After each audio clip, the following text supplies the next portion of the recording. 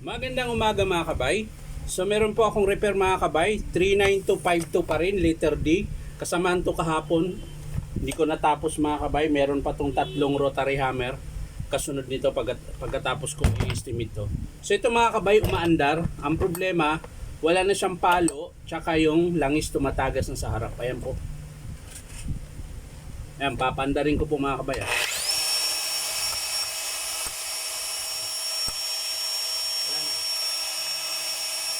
Ganun ka pa yung kamay ko.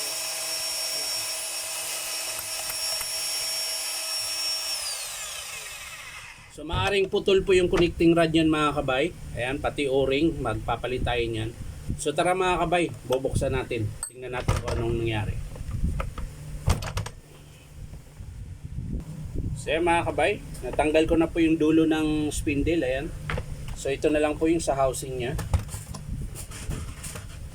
Yung pinaka-cover tsaka yung sa handle. Ito na lang po ang tatanggalin natin. So medyo may katagalan po yung pag-i-estimate nito.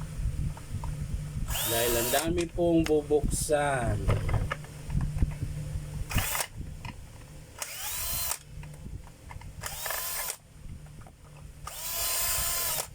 Ang daming bubuksan.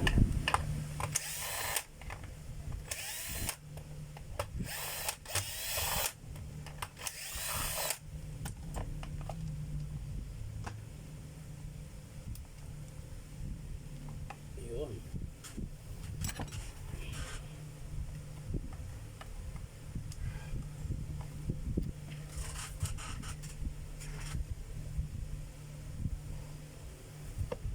So yan mga kabay, nakalas ko na po yung handle. So ang sunod naman mga kabay, yung field coil saka armature.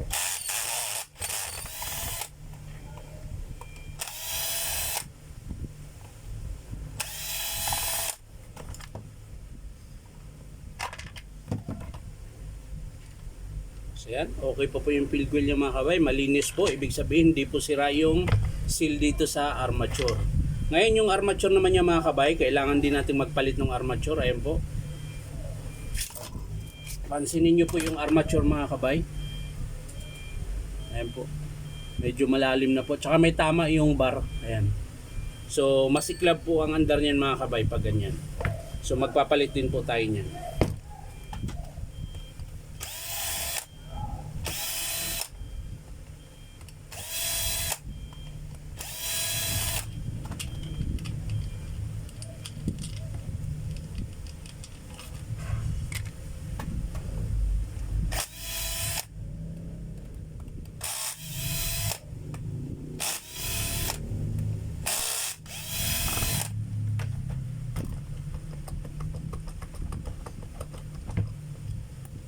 Tigas ah. Antigas mo Brad.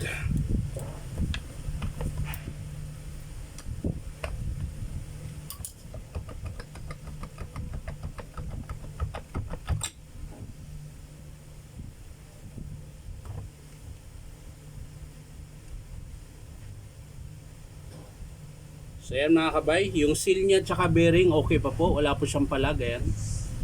So okay pa po yung seal niyan tsaka bearing, yung armature lang po talaga.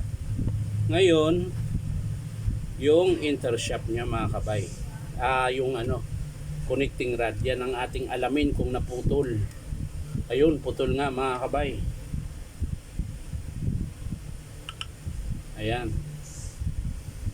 Pansinin nyo po, wala na po yung connecting rod. Yun, tulo na sa langis. Sara natin yan. Ayan. So yan mga kabay, pansinin nyo po, wala na po yung connecting rod kasi po putol na po siya. Nadurog siya. Ayan. So ito po yung connecting rod niya mga kabay. Pira-piraso na po. Ayan. So ang papalitan dito mga kabay, hindi ko na to bubuksan mga kabay kasi alam ko na po yung ano, yung sira, yung connecting rod putol, kaya po siya ayaw mag-chipping.